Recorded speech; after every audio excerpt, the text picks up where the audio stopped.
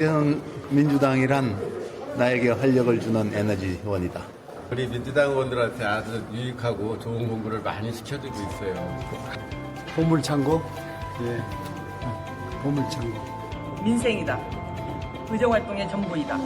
왜냐하면 정치는 국민의 먹고 사는 문제를 해결해야 되는 의무가 있기 때문에. 화이팅! 경제는 민주당 화이팅! 지식 충전의 시간. 경제는 민주당은 너에게는 매주 아침 일찍 나올 수 있는 기회. 저에게 경제는 민주당은 항상 깨어있게 만들어주는 활력소다. 지식의 모든 장.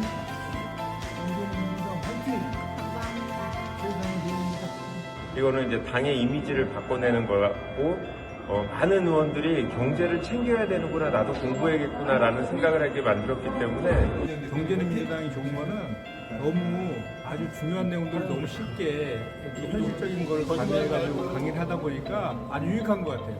경제는 민주당 화이팅! 경제는 당연히 민주당이죠. 민주당이 없으면 민생경제 이미 무너졌죠. 살려내고 있고요, 지금. 경제를 깨우쳐주고 배우는 학습의 장입니다, 저한테는. 민주당의 힘, 중요한 역할을. 의원들의 힘. 경제는 민주당, 우리 민주당, 우리 이재명 선수가 확실하게 민생 경제 책임지고 있습니다. 화이팅! 민주당의 희망, 새로운 대한민국을 만들어가는 디딤돌, 소중한 에너지. 제 삶의 활력소. 경제는 민주당 화이팅! 넘버원.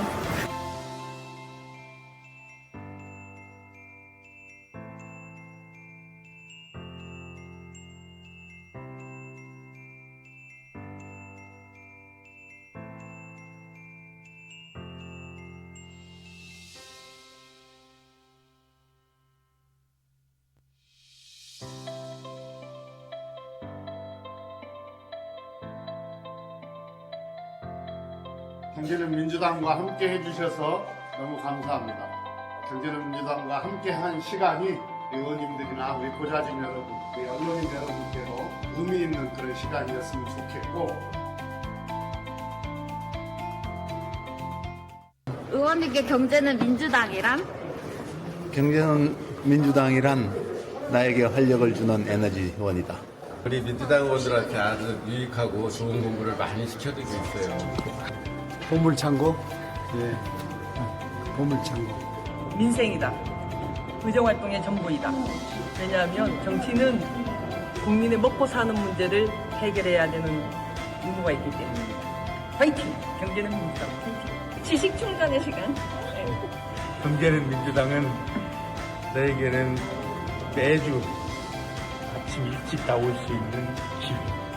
저에게 경제는 민주당은 항상 깨어있게 만들어주는 활력소다. 지식의 모든 장.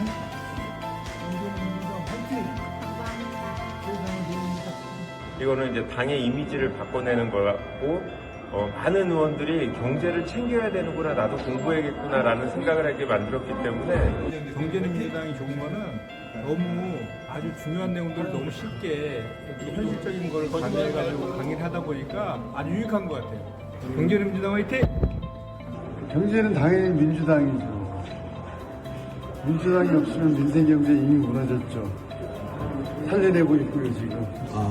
경제를 깨우쳐주고 배우는 학습의 장입니다, 저한테는.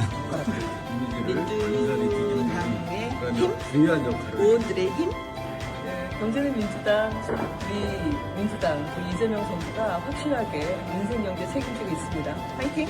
민주당의 희망, 새로운 대한민국을 만들어가는 디딤돌, 소중한 에너지. 제 삶의 활력소. 경제는 민주당 화이팅! 넘버원.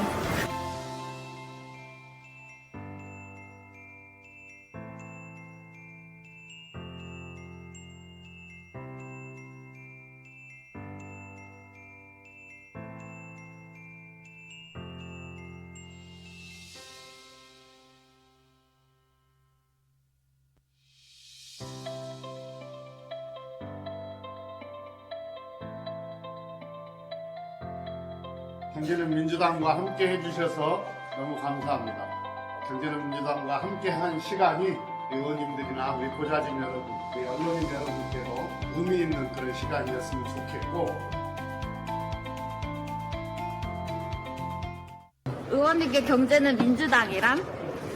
경제는 민주당이란 나에게 활력을 주는 에너지원이다. 우리 민주당 의원들한테 아주 유익하고 좋은 공부를 많이 시켜주고 있어요. 보물창고. 예.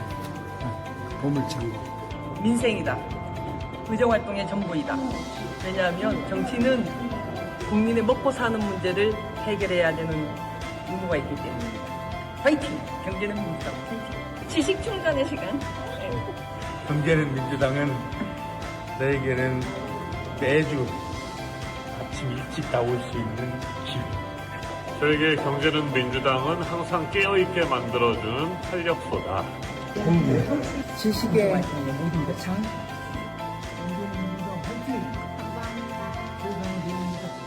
이거는 이제 당의 이미지를 바꿔내는 거고, 많은 의원들이 경제를 챙겨야 되는구나, 나도 공부해야겠구나라는 생각을 하게 만들었기 때문에 경제는 민주당이 좋은 거는 너무 아주 중요한 내용들을 너무 쉽게 이렇게 현실적인 걸 가미해가지고 강의를 하다 보니까 아주 유익한 것 같아요. 경제는 민주당 화이팅! 경제는 당연히 민주당이죠. 민주당이 없으면 민생경제 이미 무너졌죠. 살려내고 있고요, 지금. 경제를 깨우쳐주고 배우는 학습의장입니다, 저한테는. 민주당의 힘, 중요한 역할을. 의원들의 힘. 경제는 민주당, 우리 민주당, 우리 이재명 선수가 확실하게 민생 경제 책임지고 있습니다. 화이팅! 민주당의 희망, 새로운 대한민국을 만들어가는 디딤돌, 소중한 에너지. 제 삶의 활력소. 예, 경제는 민주당 화이팅! 넘버원.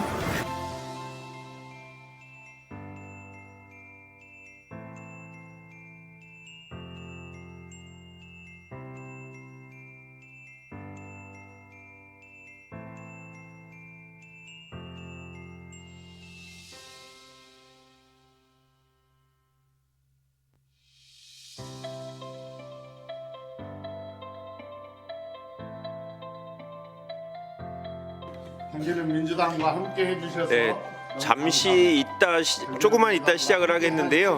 보니까 유홍준 관장님이 명함을 많이 들고 오신 것 같습니다. 네, 필요하신 분은 인사하시고 조금만 기다렸다 시작을 하겠습니다. 의원님께 경제는 민주당이란?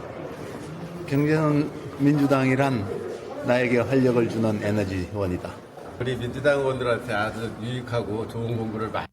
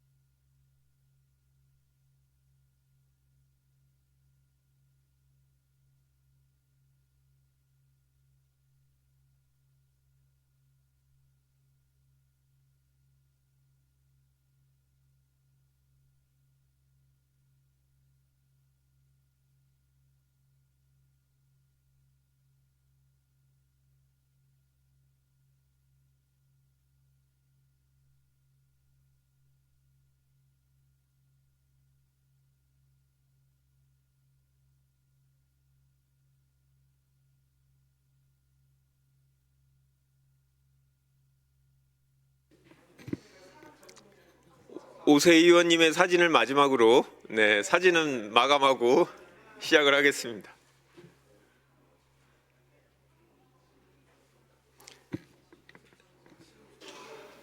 네, 의원님들 안녕하십니까. 다시 화요일이 됐습니다. 오랜만에 뵙게 됐는데요. 오늘은 한국 문화의 뿌리와 힘이라는 주제로 유홍준 국립중앙박물관장님을 모시고 강연을 듣도록 하겠습니다. 경제는 민주당하고 무슨 관계냐? 라는 점에 대해서는 우리 대표님께서 설명을 해주실 겁니다. 대표님의 인사 한 말씀으로 시작하겠습니다.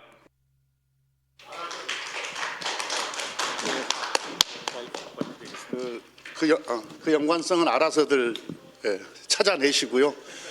오늘은 워낙 유명하신 분을 모셨기 때문에 군더더기 없이 시작하도록 하겠습니다. 감사합니다.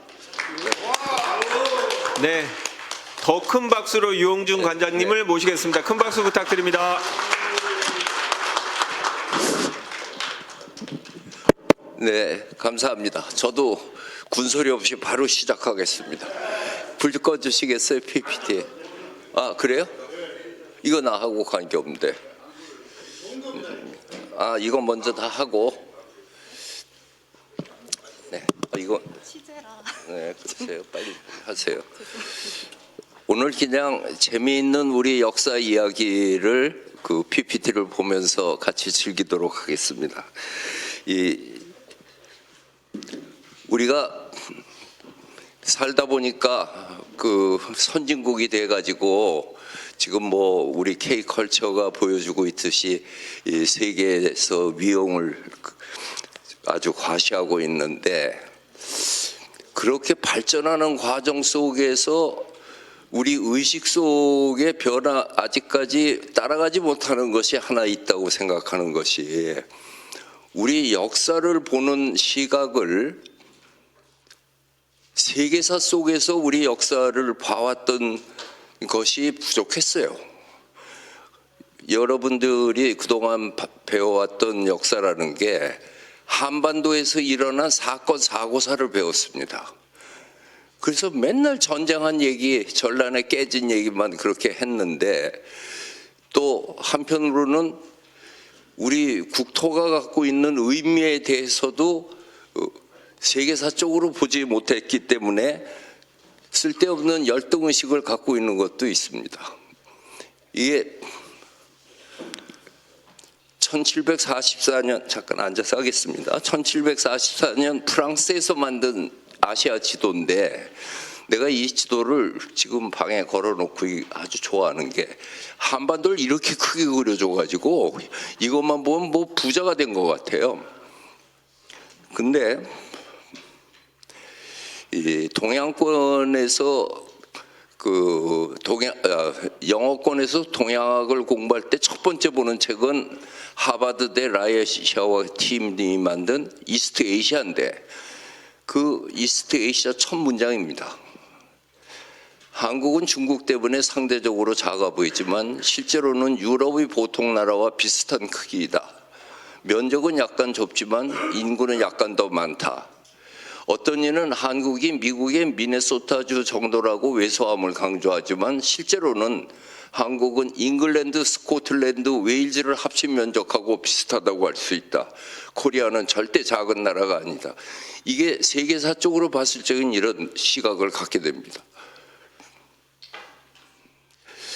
우리도 구석기 시대부터 그 역사가 전개되는데, 우리나라의 구석기 유적지가 120군데가 발견되어 있습니다. 여기 지역 국회의원님들 각 지역마다 다 하나씩은 있어요. 어디에 있든지.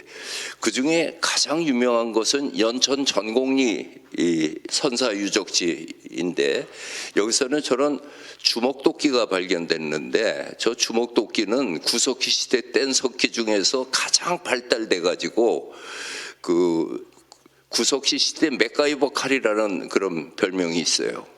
근데 저게 처음에 프랑스 생따슐에서 나와가지고 애슐리안 핸드엑스, 이것이 가장 발달돼서 유럽에서부터 터키에서 이란, 인도까지만 있고 아시아 지역엔 저게 없다고 되어 있는 모비우스 학설이 고고학을 지배해 왔어요. 근데 그게 연천 전곡리에서 나와버렸습니다. 그 서양 사람들이 그런 얘기를 할 적에는 백인 우월주의가 있어요. 자기네들이 맥가이버 칼을 사용했고 북경 원인, 자바 원인 전부 다 찌개만 썼다, 이렇게 돼 있던 건데 이게 발견이 됐는데, 그래서 세계 고고학 지도가 싹 바뀌어버리고 학설 없어졌습니다. 그리고 세계의 고고학 지도에 서울은 안 나오고 전곡리가 나옵니다. 연천에. 근데 이거를 처음 발견한 사람이 저 그렉 보엔이라고 하는 그 1979년에 동두천 그 미군 부대에 근무하고 있던 그 그렉 보엔 하사예요. 저 사람이 고고학을 전공했다가 학비 벌려고 군에 입대해서 그 책에도 썼습니다마는 동두천 PX에서 노래하는 이상미라고 하는 여가수하고 연애하다가 저기에서 그 3월 달에 데이트하다가 커피를 끓여주려고 돌멩이를 줍다가 저걸 주웠어요. 그래가지고 이 사람이 그 프랑스에 있는 보르드 교수한테 그 신고를 했더니 얘기를 했더니 엄청난 발견인데 내가 못 가고 세계 고고학 대회에서 만난 서울대 김원룡 교수한테 신고하라고 해서 10년 동안 여기에서 4,500점 35만 년에서 5만 년 전 사람이 살던 데로 에슐리안 핸드엑스까지 사용한다. 이게 나왔어요. 근데 저렇게 돼 있는 것을 보고 내가 문화재청장이 되리라고는 1초도 생각 안 하고 세계 고고학 지도를 바꾼 데를 이렇게 놓고 사는 법이 어딨냐 해놓고 그 다음에 제가 문화재청장이 돼가지고 그 여기에다가 선사박물관을 짓는데 우선 그 그렉보엔 하사를 한번 초대하자. 우리 한국인들이 이상하게 한국을 위해서 애쓴 외국인에 대해서 왜 그렇게 인색한 거예요. 그래서 또 찾아서 연락을 하면서 선진국에서 그 초대할 적에는 반드시 부부를 초청합니다. 우리는 부부가 가면 신문에 나지만은 외국은 반드시 그 카운터 파트너로 이렇게 다 해서 그래서 그 부부를 초청했더니 가수 이상미하고 결혼을 했어요. 그래가지고 어린이날 선사시대 그 축제에 이렇게 참가해서 아주 그 즐거운 시간을 갖고 이 국제 컴피티션을 열어가지고 여기에 이와 같이 이 아름다운 티타늄으로 만든 그 건축물이 생겼습니다. 이게 프랑스의 아누기라고 하는 건축가가 했는데 선사시대로 떠나는 은빛 타임캡슐입니다. 그러니까 선사시대 박물관은 선사시대식으로 짓는 게 아니고 오히려 미래를 향해서 짓는 개념으로 하고 그 안에는 주먹도끼 처음에 커피 끓이다 했던 5개에다가 호모 에렉투스가 사피엔스로 가는 과정을 다 해놨어요. 제 이 말씀을 길게 드리는 이유는 이 모든 유물의 역사에는 그것에 대한 해석의 역사까지 포함이 됩니다.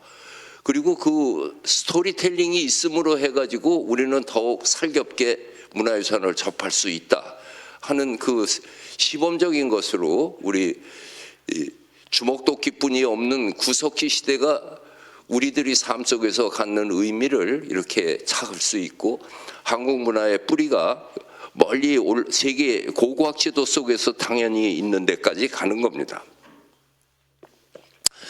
그리고 만년 전부터 세계는 신석기 시대에 들어가고 우리도 9,000년부터 시작을 해가지고 6,000년 무렵이 됐을 때부터는 이와 같은 빗살무늬 토기 시대로 확정을 하게 됩니다. 이 고산리 유적지의 덧띠무늬 양양 오살리 저 부산 영도 해서 서울 암사동 오는데 저 밑에 있는 가리비 얼굴이나 그 조개 껍질 이거는 그 영도에서 부산 영도에서 동삼동 배총에서 나온 건데 그때 이제 장식도 하고 이렇게 사는데 신석기 시대 사람들이 아주 그 원시적이었을 것 같지만 꼭 그렇지는 않았어요. 부산 영도의 그 이 폐총 조개 무덤에서 흑요석이 나오는데 날카로운 돌이요. 그건 규슈에서나 있는 거예요. 그러니까 그 규슈하고 영도하고 같이 사람들이 교류했다는 것을 알 수가 있고 규슈에서는 저런 그 영도 사람 무덤에서 조개 무덤에서 나오는 저런 장신구들이 나옵니다. 그래서 같이 교류했던 것을 알 수가 있죠. 근데 빗살무늬 토기에 대해서 오늘 아주 수강 태도가 좋으셔서 내가 조금 그 수준을 높여가지고 지금 강의를 하고 싶어지는데 왜 빗살무늬 토기냐?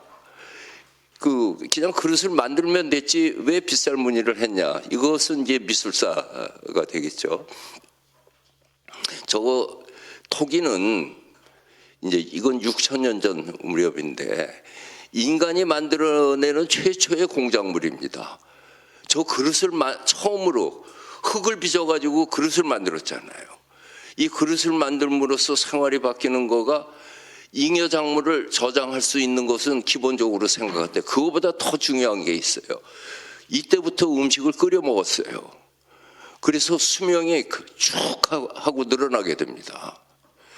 우리 생쌀로 먹던 사람들이 끓여서 먹었으니까요. 근데 인간이 아주 똑똑해가지고 그 촌수가 종족 간의 짝짓기를 하면 기형아를 낳는다는 걸 어떻게 알았는지 알았습니다. 그래서 되도록이면 촌수가 멀리 퍼져나가요. 그래서 생활 문화가 같아져 버립니다. 서로 소통을 하니까.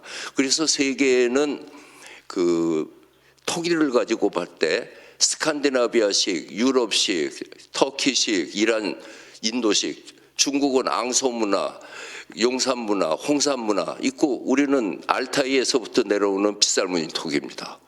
이게 우리 한민족이 살아오는 뿌리를 얘기하고 한국 언어가 알타이 계통인 거가 같이 맞아 들어가죠. 근데 이 공예는 미와 용으로 구성되는데 아름다움보다 쓰임새가 먼저입니다. 저거를 했기 때문에 쓰임새가 뛰어난 거거든요. 저 가천의대 아주대 병원장 하셨던 이성락 박사라는 피부과 의사가 있는데요. 학계 태두죠.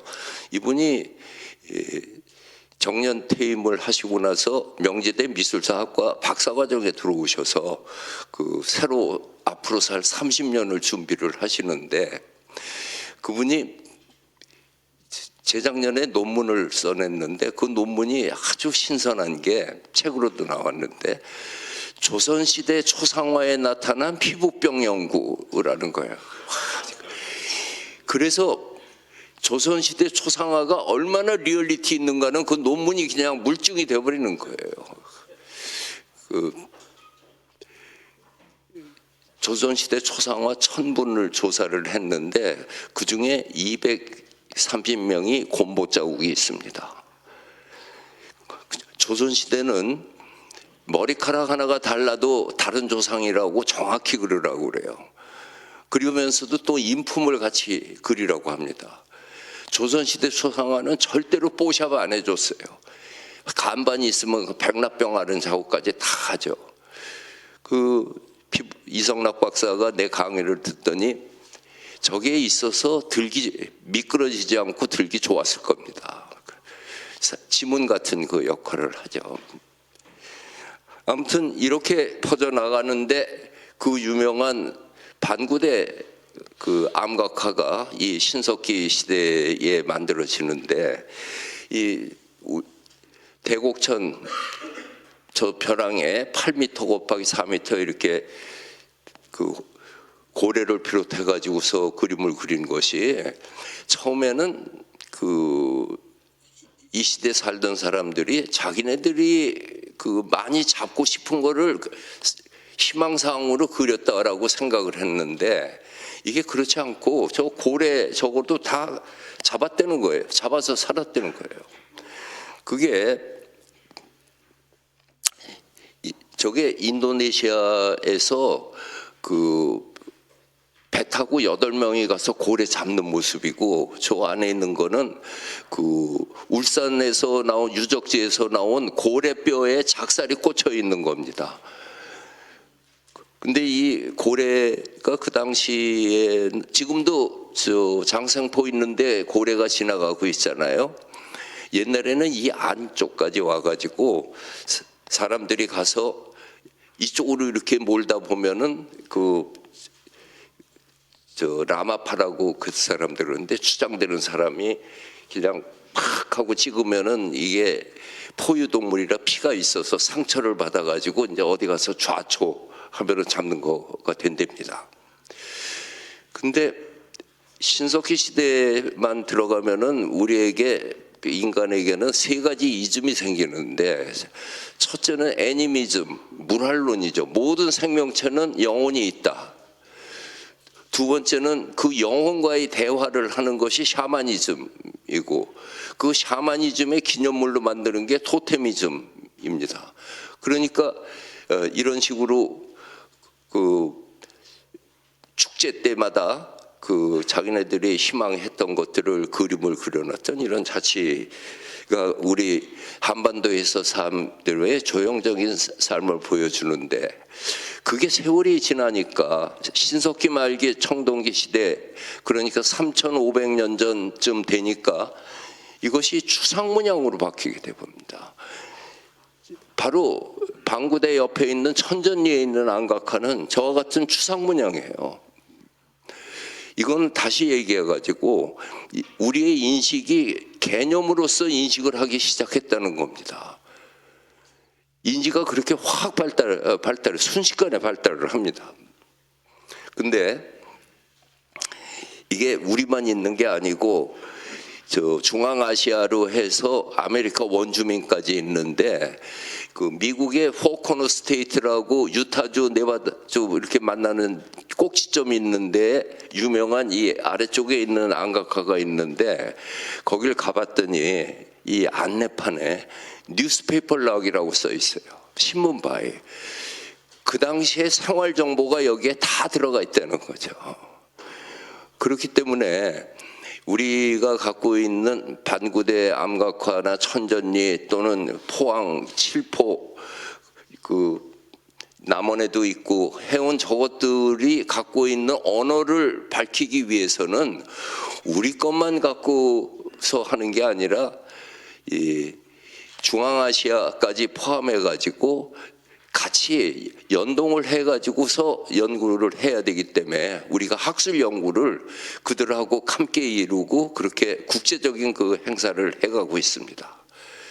그 지금도 박물관도 그렇고 국가유산청도 바로 그런 걸로 우리 것만 연구해갖고는 이제 안 되고 세계사 속에서 우리를 밝히는 그런 작업으로 가는 겁니다. 근데 아직까지 국회인가?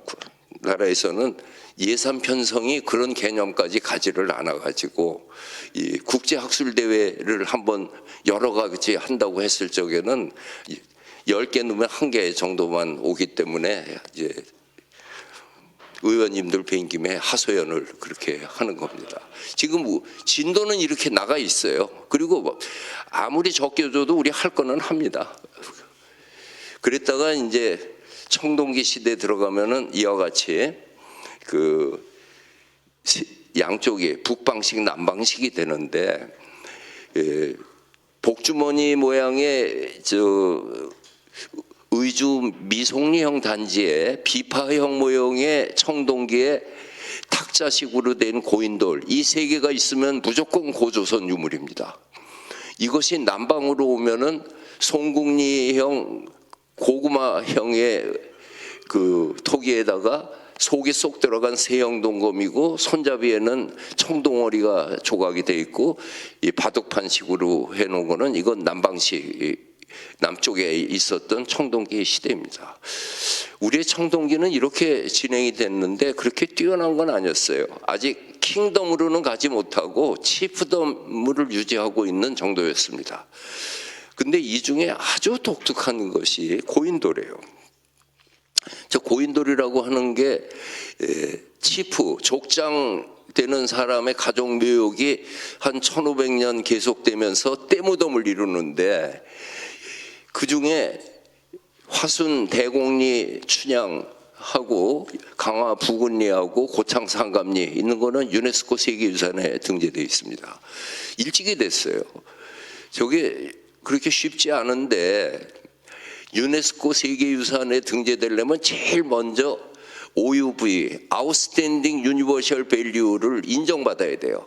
그 나라의 그것만이는 고유성이에요. 그렇게 되겠죠. 근데 일찍 인정받았어요. 우리는 하도 흔해서 고인돌 하면은 별거 아닌 걸로 아는데, 세계 모든 나라가 신석기 시대, 청동기 시대면 거석기념물을 갖습니다. 영국의 스톤헨지 그렇고 프랑스의 그 돌맨으로 나온 것도 그렇게 돼 있어서 그 이스터 섬에 있는 것도 그것도 거석기념물의 하나죠. 세계 거석기념물 학회가 있는데 거기서 파악하고 있는 숫자가 한 10만 개 된다고 그래요. 근데 어디서부터 쉬어야 되는지 모르지만은 남북한에 있는 고인돌 숫자가 4만 5천 개입니다. 이거를 무리진 걸로 이렇게 쳤을 적에는 그 몇백 개지만은 하여튼 한 개씩 치면은 우리는 남쪽에 3만 개, 북쪽에 15,000개 있어요. 그 중에 2만 개가 전라남도에 있습니다. 어쨌든 이런 고인돌 문화를 갖고 있으면서 그냥 치프의 그 통치하에 그냥 잘 살고 있었던 모양이에요. 우리가 갖고 있는 청동 문화는 발달된 게 아니라 샤만의 전통이 있어가지고 대전에서 나온 거에는 솥대가 그랬는데 강문동에 있는 저 솥대, 때만 되면 날아왔다 때만 되면 날아가는 청둥오리는 태양의 메신저라는 생각으로 해서 대보름에는 저거를 세워놓고 풍요를 기원을 했는데, 이 화순 대공리에서 나온 거가 국보로 지정된 게, 그 박물관에서 보는 청동기는 대개 굴러다니던 거, 땅 파다가 농사 짓다가 나온 거, 이런 거 수습된 거고, 정확하게 학술발굴로 돼서 나온 거는 이게 처음이었습니다. 세트예요. 근데 이걸 보면은 칼하고 저 단유세문경하고 방울이 있는데, 저것은 생활용기가 아니고 재정분리 시절의 재관의 의식, 의장으로서 폼 잡기 위해 가지고 권위를 세우기 위해서 했던 거예요. 생활이나 전쟁 용구가 아니고. 근데 전통이라는 게 무서워 가지고 저 전통이, 샤만의 전통이 지금도 내려와서 무당이 쓰고 있는 무당 무구가 이거하고 같아요. 무당이 쓰고 있는 거울을 칠성명두라고 하는데 이거고, 검도 그렇고 요령이라고 하는 방울도 그렇고, 저기 팔모방울이라고 하는 거는 이렇게 휘어서 손으로 딱 쥐면은 애기 방울처럼 손에 딱 잡힙니다. 근데 인간의 삶이 자기들끼리 오손도손 사는 거를 옆에서 가만 놔두지를 않아요. 그래서 이 옆에서 있었던 중국의 청동기는 이렇게 어마어마합니다.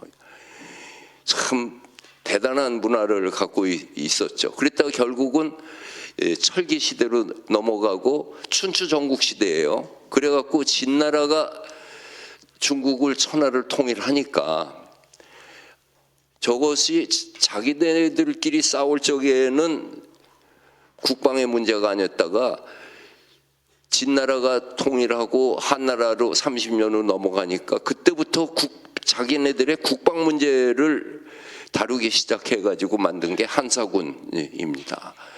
우리가 한사군 하면 낭랑으로 요동 지역에 있었다, 뭐 평양에 있었다 이거 갖고 따지는데 세계사 쪽으로 봐야 돼요. 우리 입장에서 낭랑이 문제가 아니고 중국이 뭐 때문에 한사군을 설치했는가. 중국이 북쪽은 고비사막의 만리장성이라 됐고, 요동의 한사군이 낭랑진보 임든 현도고, 이쪽 같은 때에 광동성에서 하노이까지는 한국군을 둡니다. 그리고 도낭으로 가는 무의, 장액, 죽천, 도낭 여기에 하서 한사군을 둬요. 그래서 국경 변경 지역의 완충 지역으로서의 의미를 두는 것이, 그게 한나라가 취했던 한사군 정책이었습니다. 이때부터 우리가 고조선이 멸망하고 알타이 계통으로 내려오던 우리 문화가 결국은 중국의 한자 문화권으로 이제 넘어가서 동아시아의 일원으로 개편하게 되는데, 중국은 지금 현재 있는 중국 지도는 청나라 때 인수인계 받은 거고, 중국의 오리지널 중어는 요겁니다. 그러니까 중국의 역사의 3분의 1은 이민족이 지배했습니다. 남북조 시대의 척발시들이 했죠. 그리고 원나라 때, 청나라 때 전부 이민족의 지배예요. 그 전에 뭐 요나라니 이거는 뺀다 하더라도, 근데 이들이 순수 한족이 지배했을 때, 그러니까 이 한나라 다음에 수나라, 당나라, 송나라, 명나라는 영토가 요겁니다. 지금 중국의 그 큰 문제가 소수민족 문제 다루는 거에 있는 거가 93%의 한족과 7%의 55개 소수민족으로 구성됐는데, 그들이 차지하고 살고 있는 거를 이거를 어떻게 통치를 할 거냐 하는 그런 문제가 그들에게는 항상 있는 거예요. 그런 중에 한민족이 대단한 게 중국의 55개 소수민족에서 모국을 갖고 있는 소수민족은 조선족, 안남족 2개뿐이 없습니다. 베트남족. 몽고는 그렇죠. 근데 어찌됐든 그래가지고 고조선이 멸망하고 나니까 우리 조상들이 이제 우리도 힘을 합쳐서 키우지 않으면 언제 당할지 모른다. 그래가지고서는 서로 코피 터지게 싸우면서 인수합병을 시작하는데, 이제 M&A에 들어가는 거예요. 부여에서 고구려가 내려오고 백제가 내려올 때 마한진한 변환이 있고, 가야가 일어나고 신라가 일어났고, 강원도 쪽에는 예하고 옥저가 있고 10개의 부족이 코피 터지게 싸우면서 국가를 피워가는데, 이때부터 우리는 삼국시대라고 이야기를 합니다. 근데 이 삼국시대라는 말이 갖고 있는 오해가 있는 게, BC 1세기에서 고구려가 멸망하는 668년까지 750년을 삼국시대라고 알고 있는데, 고구려, 백제, 신라만 존재한 건 마지막 120년뿐이 없습니다. 그건 여기는 이땐 삼국시대라고 그러면 그럴 수가 없는 거예요. 학자에 따라서는 열국시대라고 하는데 그때 나라는 또 아니었어요.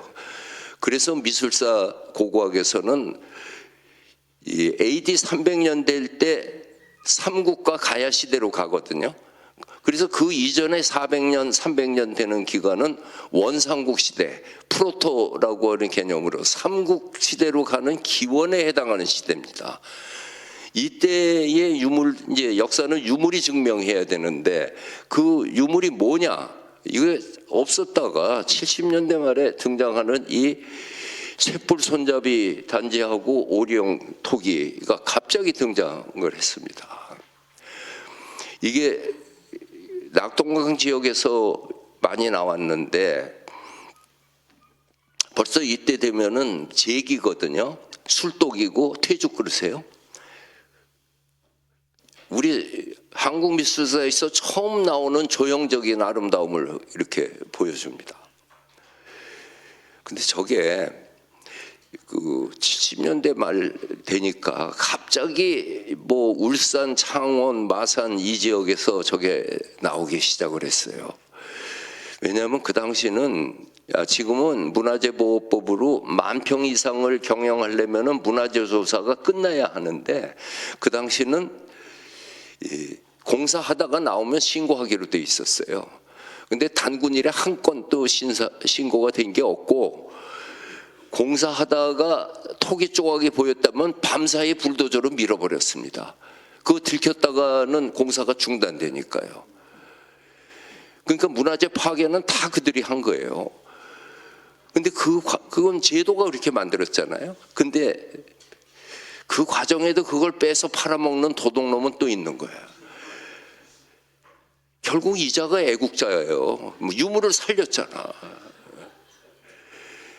그랬는데 거기서 빼가지고서 박물관에다가 납품하려고 가져오면은 박물관에서 그 큐레이터 감정가들이 이건 나 잘 모르겠다고 그럽니다. 감정하는 사람이 나는 잘 모르겠습니다라고 하는 건 가짜라는 뜻입니다. 그냥 무슨 뭐 건방지게 가짜입니다 하는 게 아니고, 내 지식으로는 잘 모르겠습니다. 왜냐하면 감정은 경험의 집합인데요. 본 적이 없었으니까. 멋있기는 하지만은 이것이 만들기 쉽거든요. 청자 백자하고 달리 톡이 이렇게 해서 하는 거는. 그래도 저게 멋있으니까 또 사는 사람은 또 있었던 모양이에요. 그랬다가 1983년 경산 임당동 고분에서 이게 학술 발굴로 해서 탁 나타났어요. 그랬더니 이게 진짜 원상국 시대의 상징적 유물이다 했더니 그게 발표된 이후 나도 있다 해서 전국에 100마리 정도가 지금 이게 딱 퍼져 있습니다. KTX 경주역 가면은 1층에 경주역 지으면서 나온 유물 전시장이 있어요. 거기에도 3마리 있어요. 이게 참 개념화 시키면서 이렇게 조형으로 가는데 우선 기술이 아까 봤던 빗살무늬 톡이나 이거하고 달리 와질 톡이잖아요. 회색이죠. 이거는 가마에서 구웠다는 뜻이에요. 그러니까 철기 시대로 갔으니까요. 그래서 지금 박물관에도 와글와글 지금 그 원상국 시대를 증언하고 있습니다. 그 전통이 토기 전통이 가야로 가는데 이 가야에 7군데 가야 무덤을 합쳐가지고 유네스코 세계유산을 지정하면서 연속유산이라고 그런 말을 들어봤을 거예요. 그게 무슨 뜻이냐면 장소가 달리 있어도 성격을 같이 하는 것은 하나의 문화유산으로 본다. 가장 대표적인 게 조선왕릉. 어디가 있어도 조선왕릉이잖아요. 그래서 그게 합쳐서 유네스코 세계유산이 됐고 우리나라가 제가 청장 이후에 신청한 게 다 연속유산이었어요. 우리는 그전에 행정구역에 맞춰가지고만 하다 보니까 숫자가 적었는데 우리나라 산사 7개 전국에 있잖아요. 서원 8개 그리고 갯벌 4군데 있는 거. 여기 가야 무덤도 왕릉도 7군데 했는데 이 가야는 왕국으로 가지 못했지만 저 질그릇 전통이 대단해가지고 그 무덤 하나 파면은 나오는 게 어마어마하게 나옵니다. 이렇게 나와요. 그리고 이 기대라고 하는 그 제사 받침 놓는 거 이거는 저 골프 트로피로 많이 그 벤치마크에서 만든다고 그래요. 근데 그거보다 가야 시대 컵이 1500년 전에 저렇게 손잡이 있는 컵들이 쫙 나오는데 가운데 있는 것처럼 멋쟁이로 만드는 거는 뭐 할 수 있지만 난 그 오른쪽에 있는 1500년 전에 저런 스타벅스 머그컵이 나왔다는 게 이게 보통 그 모던한 감각이 아니에요.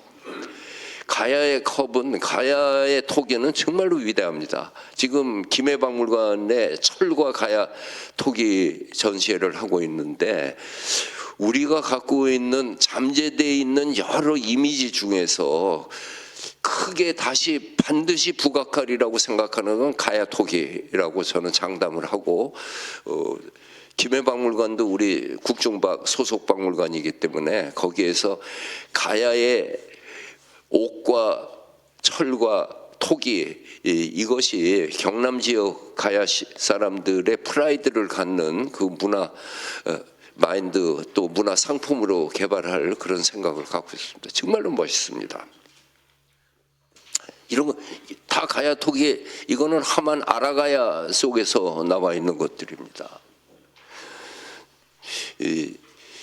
요즘에 그 가야 토기 이런 거가 그 이제 가짜가 많아서 어떡하냐고 그러는데 저런 거는 가짜가 있지만은 이제 컵이나 이런 거는 가짜 별로 없어요. 옥션에서 가야 토기 컵하고 이 항아리 나오는 거 있으면은 50만 원, 100만 원이면 사요. 사서 거기에다가 의원실에다가 마른 꽃꽂이 하나 탁 해서 놓으면은 진짜 역사의 향기와 인품이 꼭 원하시면 저한테 개인적으로 해두면은 내가 대리로 사가지고 그 디스플레이까지 딱 해드릴 의사가 있습니다. 보급하고 싶어요. 그거를 봐야지 그거를 봤을 적에 유물과 정이 붙어가는데 그리고 저는 그 가야 토기가 지금 인사동 골통점에 있는 게 수십만 점이 있는데 이게 문화재보호법상 100년 이상 된 건 못 나가니까 팔지를 못해요. 근데 그것도 참 나라 경영에서 생각해 보십시오. 영국 사람이 가야 토기를 사가면 영국 토기가 됩니까?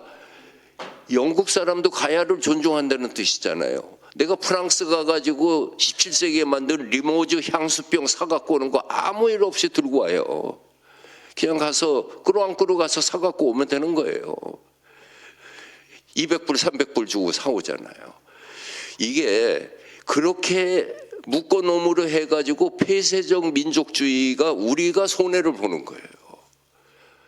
아, 이게 이제 정책이 나오니까 눈이 동그래지시는데 지금 의원님들 내가 이거 따로 한번 보고해 드리고 싶은 마음이 있습니다. 내가 문화재청장 때 그거를 고치려고 하다가 의원님들 협조를 못 받아가지고 했어요.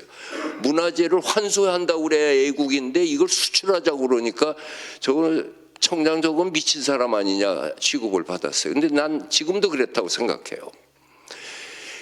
외국 박물관에 한국 미술품이 빈약한 거가 나간 게 적어서 그래요. 나간 게. 영국 브리티시 뮤지엄에서 브리티시 뮤지엄을 보완하기 위해 가지고 앤더슨 관장하고 제인 포탈 큐레이터가 나 청장 되기 전에 와서 유물을 샀는데 문화재 보호법으로 못 나갔어요. 어떡하라는 거예요? 대형 박물관에 한국시를 보완하겠다고 물건을 사러 왔는데 여기에서 문화재 보호법을 안 내주니까요. 그래서 제가 청장 돼가지고 그거를 풀으려고 했더니 이제 단서로 박물관에서 사는 것은 예외로 한다 해서 보내줬어요. 그리고 여태까지 단 한 건도 안 나갔습니다. 왜 안 나갔냐? 내보냈다가는 의원들한테 감사에 걸려. 그 지적받기 싫어서 안 하는 거예요. 그러니까 이런 문제는 요다음에 어느 의원님이 정책 세미나 하면은 내가 와서 주제 발표하기라고 한번 이 전향적으로 생각할 세계사적인 입장 속에서 우리 문화유산의 의미는 심각하게 한번 생각해 주시기 바라면서 고구려로 넘어가면은 가기 전에 박물관에 가서 보시면은 고구려 백제 신라 와당이 있는데 어쩌면 세 나라가 이렇게 다르게 생겼어요. 고구려의 강인한 모습, 백제의 우아한 모습, 신라의 화려한 모습. 이게 막세기와 순막세기와의 연꽃 문양인데 똑같은 연꽃으로 디자인을 했는데 그 지역의 정서가 저렇게 나오는 거예요. 이게 우리 고대 국가로 가면서 우리 문화를 세련시키는데 삼국이 각기 다르게 해줬다고 하는 게 큰 자산이 돼버렸어요. 우리 문화는 단순하다든지 뭐하든지 그거는 인간이 갖고 있는 보편적인 감정인 거고 그 지역과 역사의 그 흐름 속에서 이 기와장 세계가 딱 증명하잖아요.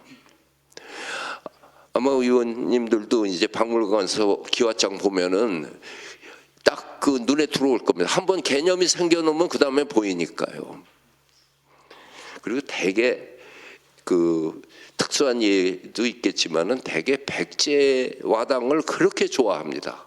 그래서 이 맛을 본 사람은 이제 공주 부여로 가서 하면은 아주 뽀얀 우유빛 그 토기에 그 귓꽃이 살짝 섰잖아요.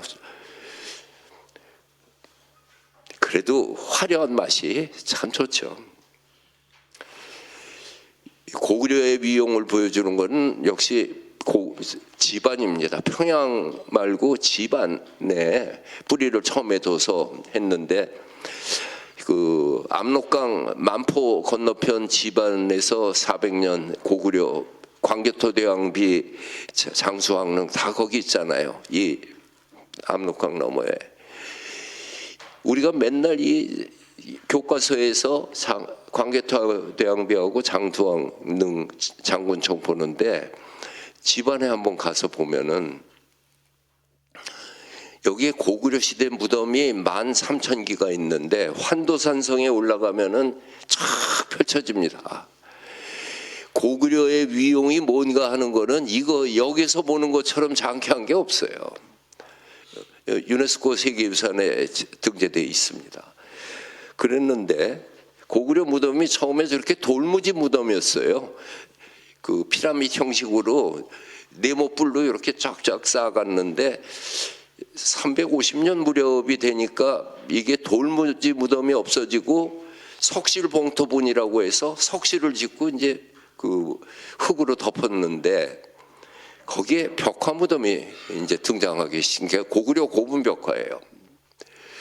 저런 무덤에 벽화를 그리는데 이 벽화가 그 95개가 발견돼 가지고 있는 중에 딱 2개만 누구 무덤이다를 알려요. 안악사모분 동수 무덤이고 덕흥리 고분은 408년에 만든 유주자사 진해 무덤이다 이렇게 돼 있고, 그 다음에 이제 행렬도로 가는데 인간의 삶의 풍습에서 가장 보수적인 게 장례 풍습입니다. 장례 풍습이 바뀌었다면 다 바뀐 거예요. 우리 시대 장례 풍습이 바뀌었죠. 20년 전, 30년 전만 해도 아파트로 문상 갔잖아요. 이제 없잖아요. 장례식장으로 다 가죠. 뭐 아주 군 단위에서도 다 장례식장이잖아요. 우리가 중진국으로 간 해가 언젠가를 이렇게 하는 게 우리가 그거 따질 수 있잖아요. 봄이 몇 월 며칠부로 왔는지 모르지만 지나가다 보니까 어느 날 봄이 됐는데 그 날짜가 3월 20일이냐 언제 이렇게 따지듯이 하는데, 중진국으로 간 걸 경제적으로는 국민소득 10,000불대를 짚는데, 나는 문화사 쪽으로 우리 장례 풍습이 바뀌는 삼성의료원 장례식장이 바뀐 게 언젠가 보니까 93년이에요. 우리 1만 불 간 것도 93년이에요. 그리고 그때 93년에 일어나는 큰 변화, 문화적 변화가 유홍준의 나의 문화유산 답사기가 93년에 나왔어요. 그게 그 시점에 나왔기 때문에 베스트셀러가 된 거예요. 그 전에 나왔어도 안 되고 그 후에 나왔어도 안 되는 거. 그 시점에 필요로 했던 거잖아요. 이 고구려 고분벽화가 처음에는 초상화 중심으로 하다가 나중에는 초상화는 없어지고 공적인 개념으로 만들고, 그 다음에는 영혼의 질서로 사신도로 갑니다. 초상화에서 풍속화로 사신도로 가는 게 350년에서 668년까지 300년 동안 고구려 문화사의 변화입니다. 이거는 장례 무덤에 대한 인식, 죽음에 대한 인식만 변하는 것이 아니고 다른 삶도 같이 연동했을 거 아니겠어요. 그게 문화사적인 연구죠. 그중에 대표적인 게 이 장수왕 때로 생각되는 수렵도입니다. 이 수렵도가 멋있다는 거는 누구든지 아는데, 이 예술에서 대가의 특권은 유머 감각을 쓸 수 있는 거는 대가만의 그 특권이라고 할 수 있어요. 문학이든 음악이든 미술이든 다 그래요.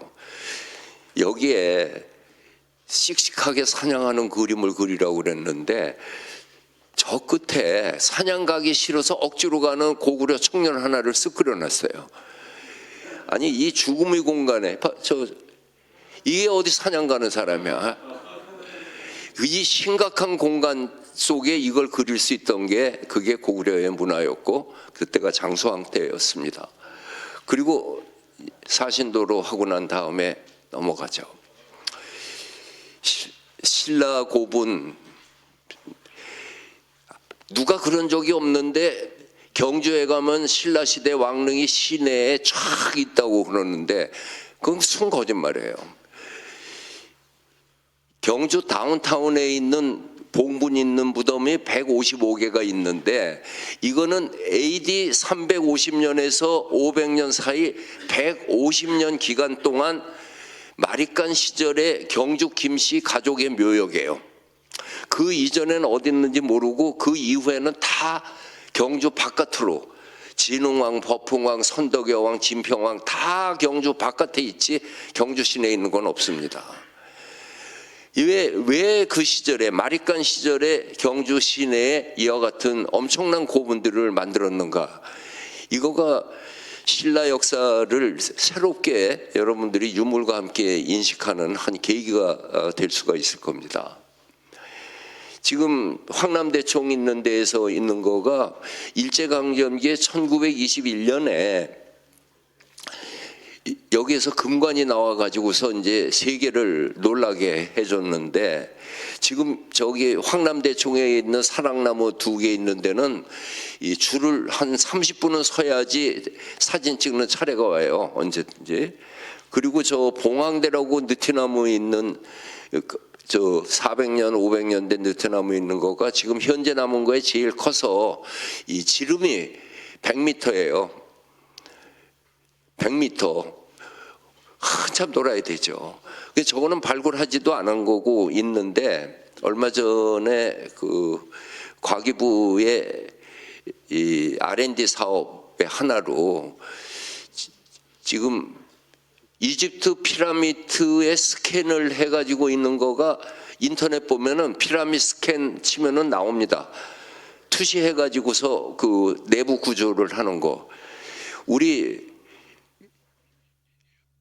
경주 왕릉, 저건 왕릉일 거예요. 봉황대 그 스캔하는 걸로 레이저 쏴가지고 스캔하는 거, 그거 우리 신청을 했는데 이제 될 것 같아요.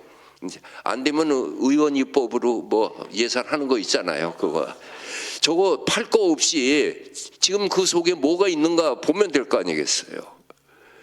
충분히 할 수 있습니다. 그래서 발굴 가치가 있나 없나도 확인할 수도 있고, 그런 게 지금 155개가 있어. 참 뭐 어마어마한 거예요.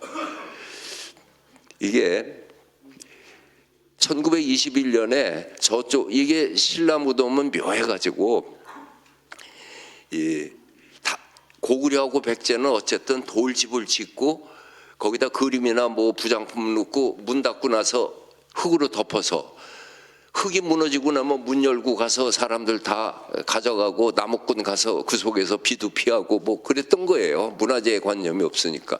근데 신라는 그렇지 않았어요. 특히 이 경주 김씨들은 관을 놓고 어마어마하게 돌무지를 쌓아요. 그리고 나서 봉토를 했어요. 그랬는데 그 큰 경우에 지름이 80m, 높이가 25m예요. 그러니까 이게 무너지고 나면은 돌밭이었어요. 그래서 도굴된 게 하나도 없었어요. 그랬다가 저 무너진 돌밭 사이에 이제 사람들 살던 데에서 이 금관총이라고 하는 게 저런 돌무지였습니다. 그리고 거기에 한 사람이 주막을 하는데, 주막 이때 경주역이 생겨서 역세권이 생기니까 증축하려고 하다가 거기에서 그 금관을 구슬이 나와가지고 애들이 놀고 있어서 파봤더니 금관이 나온 거예요. 그때 상태가 이런 상태였습니다. 집들이 초가집이 꽉 차 있었어요. 지금 경주에 가면은 저 돌을 어떻게 쌓는가 봅니까? 중간중간에 말뚝 박아서 비계를 다 해가지고서 해서 무너지지 않았던 거예요. 근데 여기에서 금관이 나왔는데, 지금 이달 며칠까지냐, 설까지 저 경주 박물관에서 신라 금관 이제까지 발견된 6개 전시회, 그거 저 예약이 굉장히 힘든데 뭐 의원님들은 뭐 가실 수 있을 거예요. 꼭 한번 가보세요. 그 여태까지 나온 6개의 장엄하게 전시되어 있습니다. 근데 금관총에서 금관만 나온 게 아니고 만점이 나왔어요. 금만 7.5kg이 나왔어요. 대단한 거죠. 금팔찌 나오지, 허리띠 나오고, 목걸이, 금신발. 1921년이에요. 일본 사람들이 이거를 해놓고 엄청난 도록을 만들어서 세계에 자랑을 했어요. 신라는 금관에는 이게 우리를 선전한 게 아니고 일본 고고학이 발달했다고 선전한 거. 21년이니까. 근데 그때는 투탕카멘은 1923년이거든요. 그러니까 신라가 황금의 나라라고 고고학에 알려진 거는 먼저 이게 나왔으니까 그렇죠. 그래가지고 그 다음에 금룡총이 나오고 서봉총이 나오고. 근데 우리 해방되고 우리는 그 근간이 안 나왔어요. 그랬다가 1967년에 그 경주 최부잣집이 있는 데가 교동인데, 교동에서 어떤 사람이 땅굴을 3년 파가지고 이거를 꺼내서 팔아먹다가 붙잡혔어요. 그래서 유물은 뺏기고 감옥으로 갔는데 완전히 쇼생크의 탈출이에요. 지금도 몰라요. 그 우리가 조사했는데 어느 무덤인지. 그 지금 이것까지 초기 이런 거가 이렇게 발달한 거죠. 그랬는데 1970년인가요? 경부고속도로가 그 개통되고 나서 이 경주에 사람들이 그렇게 오기 시작한 거예요. 그리고 그때 박정희 대통령이 이 포항제철 화입식에 가다가 사람 오는 걸 보고 경주 역사문화 종합개발계획을 세우라고 해가지고 보문호수에 보문단지하고 불국사 복원, 석굴암 가는 길 경주박물관 짓는 거, 그리고 무덤 하나를 파서 근간이 나오면 거기에 전시관을 짓는 이 프로젝트를 만들어요. 근데 깜깜한 시절 얘기인데 우리 경부고속도로 처음에 그 뚫린 거가 70년 뚫릴 때가 예산이 400억 원이었어요. 그때 뭐 참 잘 생각 보세요. 그때 그 당시 내 대학교 4학년 때 그때 등록금이 3만 원이었거든요. 그러니까 100배 뭐 곱하. 근데 이 프로젝트는 1,500억이에요. 근데 이걸 IPRD에서 착안하는데 성공해요. 왜 성공했냐? 그거를 만든 프로젝트를 만든 게 김수근, 김중업, 나상기 최고가는 건축가가 만들었어요. 그러니까 활용을 제대로 했던 거죠. 공무원이 만들어서는 절대로 안 되는 거죠. 그래서 어쨌든 저거를 해야 되는데 발굴이 어마어마하게 힘든 거예요. 그래가지고 이게 근간이 다 나온다는 보장도 없는데 어떻게 하니서 제일 큰 그 황남대총 쌍분이에요. 저쪽에 있는 거. 길이가 120m, 폭이 80m, 높이가 24m예요. 근데 여태까지 한 번도 무덤을 판 적이 없어요. 무너진 데에서 근간을 주워냈지 무덤을 발굴해서 한 적이 없으니까 저거를 바로 한다는 거는 임상실험 없이 수술에 들어간 거하고 똑같아요.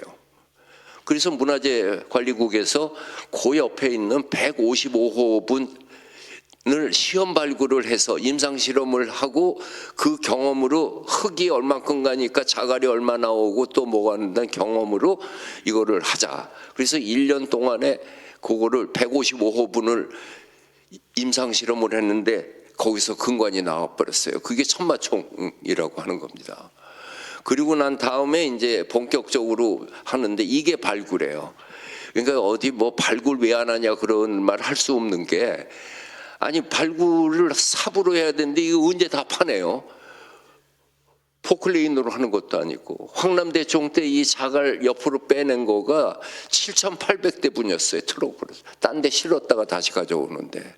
어찌됐든 이렇게 해가지고 58,000점의 유물이 나온 거가 황남대총입니다. 그랬는데 지정왕이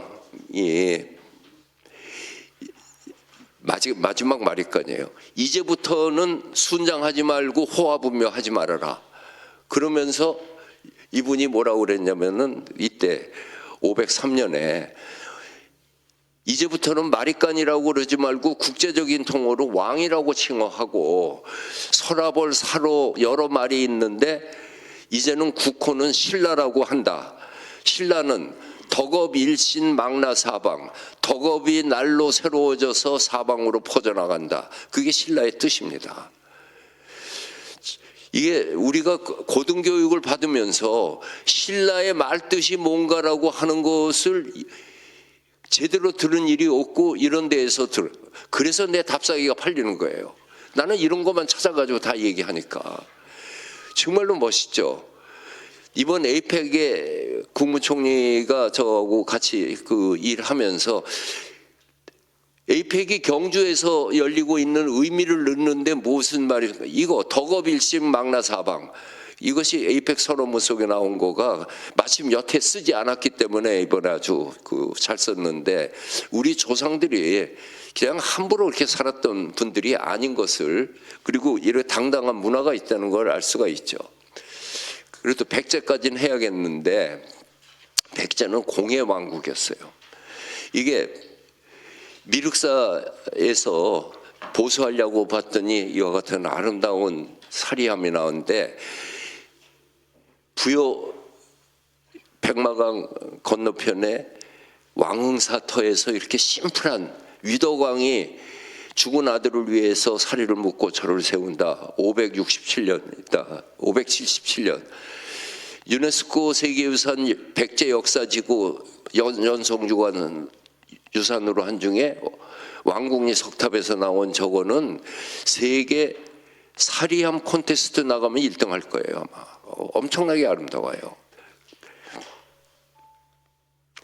이게 왕궁리에서 나온 이 사리함 속에 금강경 5,500자가 써 있는데 글자가 저렇게 써 있어요. 대침으로 써가지고 거의 점자 만드는 수준으로 붓자국의 결을 느끼게 하잖아요. 그런 중에 지금 부여의 금동 향로관을 만들었는데, 우리가 백제에 대해서 사람들이 오해하는 게 공주부여가 백제의 상징이지만 그렇지가 않아요. 한성백제 500년, 웅진백제 70년, 사비백제 120년, 그래요. 마지막 말년에 거기에서 있기 때문에 공주부여의 유물이 그렇게 경주처럼 많지 않은 이유가 500년은 여기 한성백제에 있었습니다. 그런데 부여의 그 왕릉이 있는 능살리에 주차장이 마땅치 않아서 저쪽에 논에다가 만들다 보니까 거기에 절터가 있는 거예요. 그래서 절터를 보고는 하는데, 절터 마지막 모서리에 아뜰리에 구역이 있었어요. 거기에 누군가가 전란이 나니까 향로를 박스에 넣어서 지하에다 묻어놓고 피난을 갔는데, 절은 불타고 묻어놓은 사람은 다시 오지 않았다가 주차장 공사하다가 나온 게 이게 금동대학로예요. 93년에 나왔습니다. 이게 용트름을 해가지고 네 겹의 산이 돌아가는데 오인의 악사가 연주하고 있고 봉황이 날아가려고 날갯짓 하는 형상이에요. 저기 향로 뚜껑에 구멍이 10개가 있어서 향을 피우면 저와 같은 모습이 됩니다. 그래서 지금 국립중앙박물관에 방과 사유상 2개 놓듯이 부여에는 이 향로관을 만들어서 개관을 해서 국립중앙박물관이 지금 650만 명으로 세계 3등이잖아요. 관람객 수로. 어마어마한 숫자예요. 지금 관장 입장에서 이 숫자를 어떻게 유지하느냐가 지금 보통 문제가 아닙니다. 작년에 제발 그만 좀 왔으면 했는데 결국 650만 가서 루블 박물관 850만, 바티칸 750만, 우리 650만, 우리보다 뒤에 대형 박물관 640만이에요. 그 다음이 메트로폴리탄이요. 정확한 건 이제 3월 달에 통계가 짓게 되는데, 어쨌든 5등 안에 들어가 있는 건 틀림없습니다. 근데 그 비결이 여러 가지 있는 중에 하나가, 내가 이거 끝나고 지금 오늘 국중박 2006년 기자 간담회를 해요. 근데 질문도 안 받고 갈 건데, 아무튼 우리 박물관에 그때 오셔서 봤지만은 옛 박물관이 쾌쾌 묵은 유물들 전시하는 곳이었다는 거를 그렇게 바꿔버린 거예요.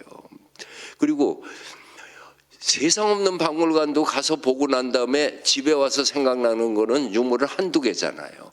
그러니까 엑센트를 100평에다가 부처님 둘 놓고 80평에다가 이 향로 하나 놓고, 그리고 경주는 금관 6개로 중앙에 해서 엑센트를 준 거가 이렇게 사람들이 들어올 수 있게 됐어요. 어찌됐든 백제는 어마어마한 그 공의 나라인데, 백제는 장인이 존중됐던 나라로 무령왕비 은팔찌에 은이 몇 그램 들어가고 다리가 만들었다는 공예가 이름이 써 있어요. 그거는 어마어마한 대접을 한 거잖아요.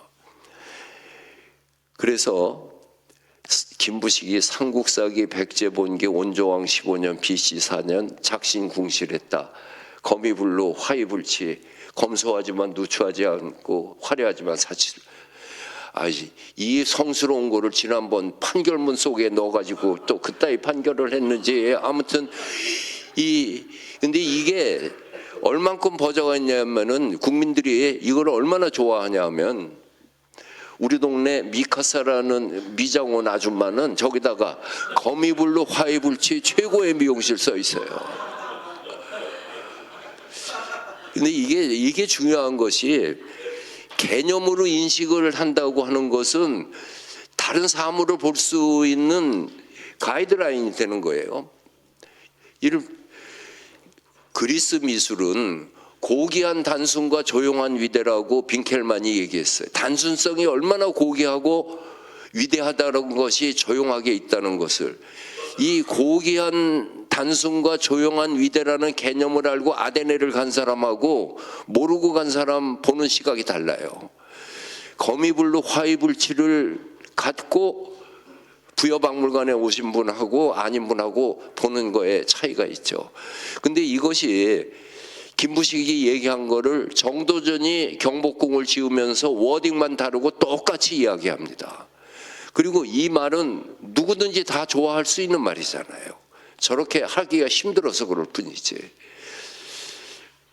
이것이 우리 삼국시대까지 미술사로 본 우리 문화사의 내용이었고, 요 다음에 뵙기로 하고 저는 가겠습니다. 감사합니다.